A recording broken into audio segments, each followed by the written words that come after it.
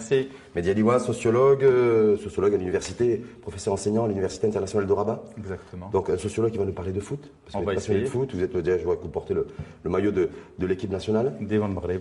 3 rounds, 3 thématiques. Ouais. Mehdi Aliwa, premier round, Lion de la classe, l'équipe de quel Maroc? Avec un point d'interrogation, cette mosaïque. Donc on va voir votre approche sociologique là-dessus et votre impression, en tout cas il analyse. Deuxième round, Nia. Est-ce que c'est le 13e homme? On dit que le 13e homme, généralement, c'est les supporters dans les gradins.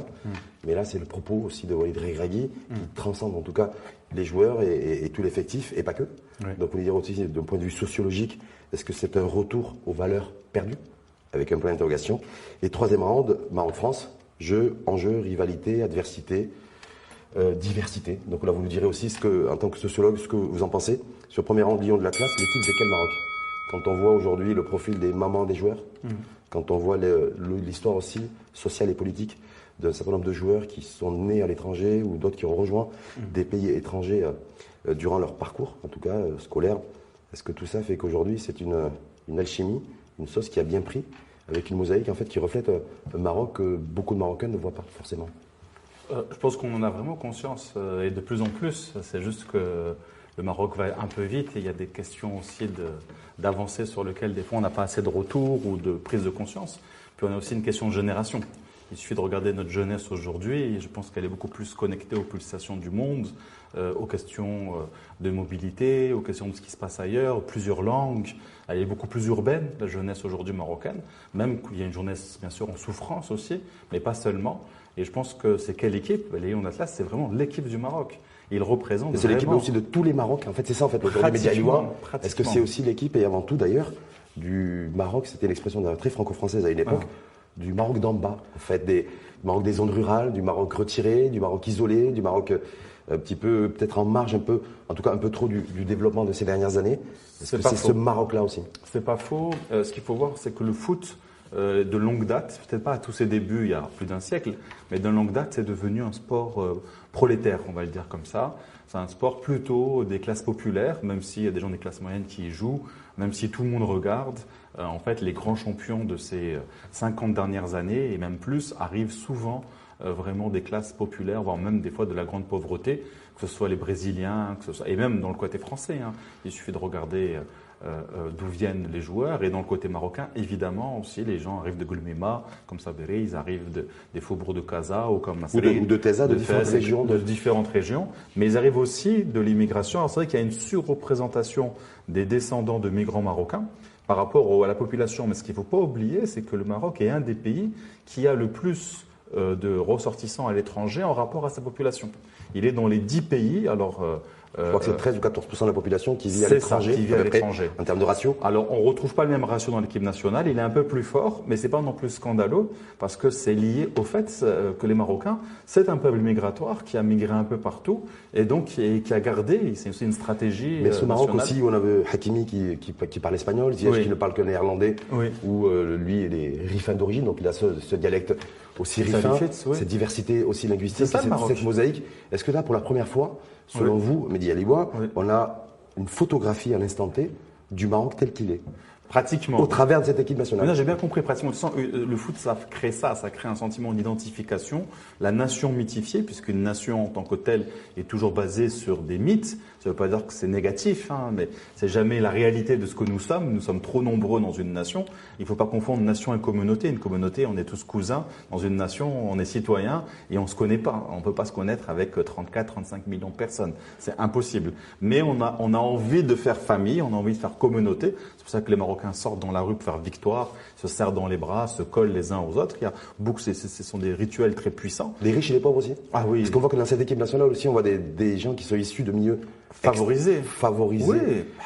Ce formidable goal. Également défavorisés. Vous avez vu comment les vidéos de Youssouf El Boufal qui parle de sa maman, qui s'est sacrifiée pour ses enfants, pour lui, pour qu'il puisse jouer. Exactement. La maman de Ziyech aussi, de Hakim Ziyech, aussi dans son coin, qui faisait des ménages. Bref, ces choses-là, Hakimi qui a reconnu, dit publiquement en tout cas, que ses parents, sa maman faisait les petits ménages, son papa était ambulant, commerçant ambulant. Donc ces choses-là, est-ce que c'est des choses aussi qui renvoient une autre image et qui font passer des messages politiques forts aussi à nous Marocains du Maroc? Oui, ça fait passer des messages politiques forts parce que, et c'est ce que l'entraîneur ne cesse de répéter, ça ne dépend pas d'où vous venez, ça dépend, de votre compétence, 2, de la manière dont vous le cultivez, dont vous le travaillez, et 3, de la confiance qu'on a en soi, de la foi qu'on a en nous. Et ça, c'est très puissant et c'est l'ère du temps. Ce qu'il faut comprendre, c'est qu'au-delà du Maroc, si vous regardez un film, par exemple, comme Black Panther, et qui marche très bien au Maroc aussi, en tout cas dans le Maroc urbain, c'est I'm Black and Proud, de retrouver, même si c'est un monde imaginaire, etc., retrouver la fierté africaine. Les Marocains ont retrouvé une fierté marocaine et ils l'expriment d'une manière, mais alors, c'est transcendant. En s'identifiant à l'équipe nationale. Mais c'est d'une puissance au-delà de ce que l'on peut être comme spectateur. Si c'était pas aussi puissant, on n'aurait pas autant de gens dans le monde entier qui regardent, mais des fois même les larmes aux yeux. Ça veut dire que les populations aisées de notre Maroc à nous, de Maroc d'ici, de Maroc de Haria, de Maroc d'Enfa supérieur, par exemple, à Casablanca, d'entendre Hakimi dire voilà, moi mes parents viennent de tel milieu, je viens de très très loin, en tout cas socialement, ou Hakim Ziyech qui est dans le même cas, ou Sofiane Boufel, parce que c'est des binationaux en général, en tout cas pour ces 3 joueurs. Est-ce que selon vous, ça interpelle les consciences de ces personnes issues de milieux favorisés chez nous? Ou est-ce qu'il y a un décalage, une espèce d'écho? Ça ne fait pas forcément écho. Ça, je ne saurais pas le dire. En tout cas, je sais que sociologiquement parlant, je sais pas. Un quartier comme l'Agdal où j'habite, comme ça, je parlais de mes observations, parce que je suis sorti à Sac Victoire et je suis resté des heures, d'abord pour communier avec le public, mais aussi pour regarder ce qui se passe. J'ai pris beaucoup de photos, etc. Et les gens viennent notamment de Yaqub El Mansour ou parfois du quartier, donc des communes populaires. Ils arrivent en triporteurs, des fans du phare, des gens des fois avec la coupe des cheveux ou le visage quand s'ils étaient à Riyad ou s'ils voulaient rentrer au Moroccan Mall de Casa, ils seraient flashés par les vigiles qui les laissent pas rentrer, etc. Là, ils étaient au milieu de Feuil de Omer à faire la fête avec les enfants. Alors, est-ce que l'Agdal, c'est un quartier bourgeois ou plutôt classe moyenne? Voilà. Mais est-ce que ça veut dire qu'on souvent parler de la lutte des classes? Chez nous, je sais que vous avez beaucoup écrit là-dessus et beaucoup produit intellectuellement là-dessus. Est-ce que ce parcours, en tout cas atypique, singulier, de l'équipe nationale du Maroc au Qatar, c'est aussi la consécration, là, ou en tout cas la mise en perspective d'une mixité sociale retrouvée? D'une mixité sociale retrouvée au Maroc, en tout cas désirée, parce que retrouvée, elle se retrouve le temps sur un écran. Voilà, on ne sait pas comment ça sera après. Enfin, si on gagne la Coupe du Monde, je pense qu'on va surfer longtemps sur cette vague, mais au bout d'un moment, comme tout, elle s'arrête parce que les sociétés sont traversées par des rapports de force. Et c'est compliqué, même si on veut un nouveau modèle de développement, même si on veut un nouveau Maroc qui laisse la place aux autres au mérite. Pour l'instant, force est de constater qu'on est séparés. Et donc, ça fait partie des rares moments, avec aussi, même si de le mettre sur le piédestal, ça peut être, il faut pas mal le prendre, mais aussi avec les moments de fête religieuse, ou avec la prière du vendredi, c'est le moment où il y a une vraie communion. Et là, c'est encore plus fort, parce qu'en plus, là, on a les jeunes femmes, on a les femmes, on a les enfants, tout le monde en même temps. Toute la pyramide d'âge est représentée, en tout cas socialement. Justement, ça vous donne une parfaite transition pour le deuxième round. Mehdi Aliwa, justement, Nia de Walid Regragui. Un retour des valeurs perdues. Est-ce que c'est Je pense aujourd'hui parce que chacun interprète le Nia de Walid Regragui qu'il a exprimé sous différentes manières, mais qui a beaucoup insisté là-dessus. Je pense qu'il y a de l'extrapolation, je pense que ça résonne immédiatement. C'est-à-dire que c'est right to the point.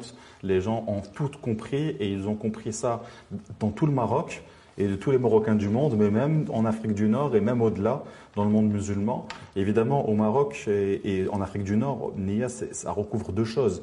Ça recouvre la question très religieuse dans le fait d'avoir une bonne intention, c'est-à-dire déclarer sa bonne intention qu'on fait les choses. Pas parce qu'on fait Ramadan que notre jeûne va être accepté par Dieu si on ne le fait pas avec une bonne intention.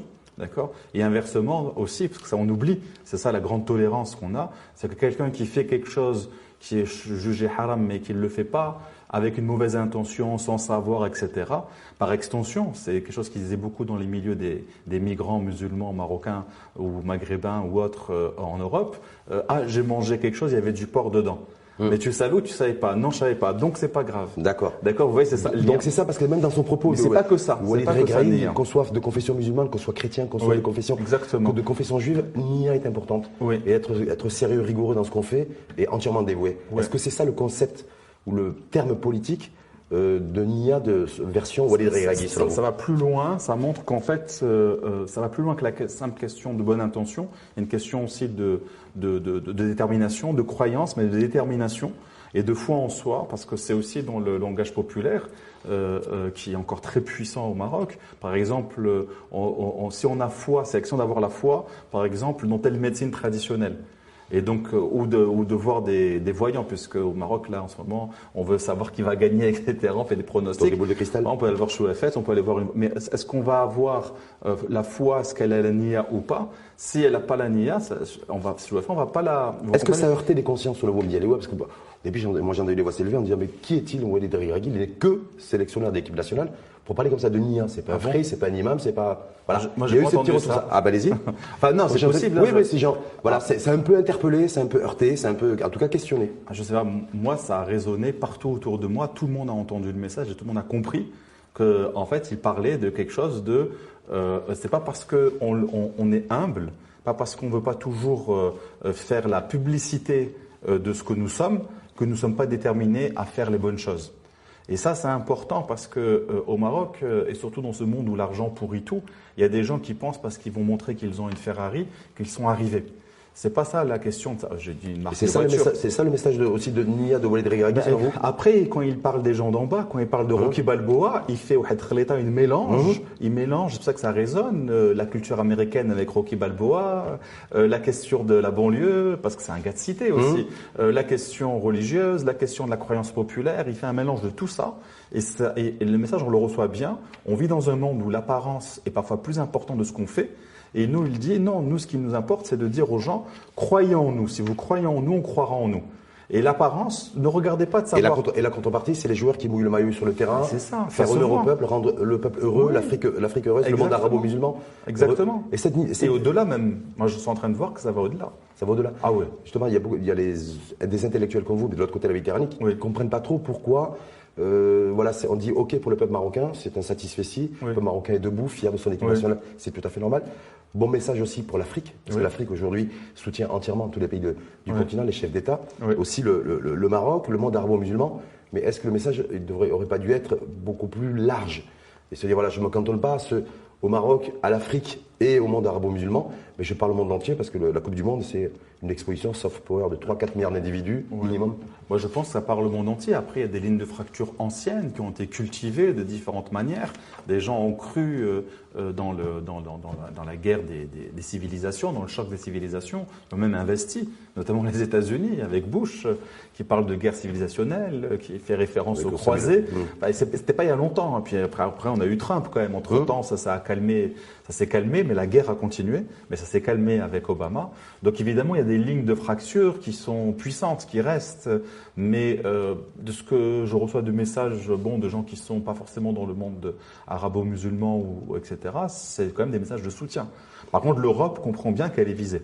Ça, il faut bien le voir. Du côté européen, on sent qu'elle est dans les radars. Qu'elle est dans les radars. Il y a l'histoire aussi, peut-être certainement coloniale, aussi le rapport avec le continent et qu'on leur dit qu'il faut qu'ils laissent un peu de place ou qu'ils partagent un peu mieux. Parfait. Donc justement, on va transiter sur le troisième round. Mehdi Aliwa, Maroc-France, jeu ou enjeu, adversité, diversité des binationaux qui sont de part et d'autre. On voit bien qu'il y a un enjeu aussi culturel et politique au sens noble du terme qui est en jeu. En fait, c'est un jeu. Le foot, c'est un jeu. On l'a vu, on voit les matchs. C'est un jeu. Il ne doit pas avoir d'enjeu autre que celui sportif. Mais c'est impossible puisque les gens s'identifient à ce qui se passe sur le terrain. Donc, ils y mettent aussi ce qu'ils ont envie d'y mettre. Que ce soit dans la victoire et dans la joie ou dans la défaite, etc. Il y a des défaites aigries. Et donc ici, il ne faudrait pas que ça devienne un enjeu géopolitique, parce qu'il y a beaucoup de choses qui se jouent. Si dans l'équipe marocaine, il y a autant de binationaux, c'est aussi des gens qui ont vécu le racisme ou la xénophobie en Europe parfois. Pas tout le temps, parce que l'Europe, c'est pas que ça. Mais ils ont vécu des choses compliquées. Et donc là, il y a des messages qui remontent, qui reviennent, par exemple sur la question des visas que les Français imposent, etc. Mais il faudrait que ça reste sur le terrain sportif et qu'on déborde pas. Est-ce que c'est possible justement que ça reste sur le terrain sportif? Non. On voit bien que même sur les réseaux sociaux, les prises de parole ici et là, ça devient compliqué. On voit aussi des prises de parole du côté de l'Hexagone. Il y a des échauffourées après le quart de finale contre le Portugal, ça a été un peu compliqué. Donc des relents un peu xénophobes d'un côté. Voilà. Est-ce qu'on est aussi dans un cadre hors sportif? On est dans un cadre hors sportif, mais en même temps, si le foot a du succès, c'est qu'en fait, le foot devient le sport de la société par excellence. On peut y jouer dans la rue, partout, dans certains pays plus que d'autres. Et c'est ce dont on débat au travail, en famille, dans les taxis, dans les cafés, dans les bars. Donc forcément, ça rejoint la sphère politique. Un certain nombre de binationaux, connus ou moins connus en tout cas, lorsqu'on leur demandait de se prononcer là-dessus, difficile pour eux de trancher, de prendre position en tout cas. Vous avez pris position avec votre maillot de l'équipe nationale du Maroc Oui. aujourd'hui, mais voilà, de se dire, voilà, je soutiens quelle équipe et je prends quelle Après, il y a position tranchée plus ou moins. Parce qu'il y a des positions de sportifs aussi, donc c'est normal. Mais aussi, il y a une position politique qui est liée au fait qu'il ne faut pas me partager. Donc on dit en français, on ne prête qu'aux riches. Il est temps de prêter un peu aux pauvres et finalement on se rendra compte que les pauvres ne sont pas si pauvres que ça et sont capables de faire beaucoup de choses.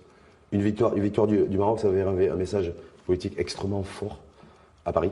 Ah oui, ça c'est évident. Pas qu'à Paris, au monde entier.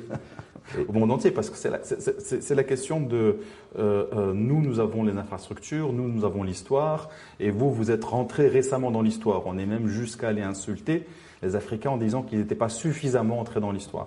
Mais même quand on pense qu'ils sont rentrés dans l'histoire, on a l'impression qu'ils sont rentrés il n'y a pas longtemps. Ou qu'à un moment donné, il y avait une petite parenthèse arabo-islamique où on a inventé 3 choses. C'est insupportable. C'est insupportable cette arrogance et on la sent depuis longtemps. Elle a justifié les pires crimes contre l'humanité. Aujourd'hui, l'arrogance persiste dans certaines sphères des sociétés occidentales et donc c'est bien de lui tordre le cou pour en fait plutôt fraternité. Le but, c'est de refaire société à l'échelle mondiale et de refaire fraternité. Et vis-à-vis de l'Afrique, le rapport justement entre ce continent, qu'on présente comme le vieux continent, l'Europe et l'Afrique, le parcours du Maroc remet aussi l'Afrique encore un peu plus debout. Non seulement debout, mais parce qu'en fait, son équipe est à l'image de l'Afrique. Elle est résiliente, elle est humble, elle est travailleuse et elle connaît ses faiblesses, mais elle essaie de travailler dessus, mais elle connaît ses forces. Et c'est ça ce qui nous manquait, on ne connaissait pas suffisamment nos forces. Et il y a tout ensemble de courants de pensée, de l'afrofuturisme en passant par Black Panther jusqu'au Lion de l'Atlas, qui remettent en fait les forces du continent africain sur le devant de la scène. Et c'est ça ce que les gens perçoivent. Ça ne plaît pas à tout le monde, mais nous, ça nous rend tellement heureux que... Donc comme quoi le foot, c'est aussi, ou ça peut être aussi, politique. Oui. Merci beaucoup en tout cas, Mehdi Aliwa. Merci à vous. Sociologue et enseignant-chercheur à l'Université internationale de Rabat. Merci à vous et à bientôt. À bientôt.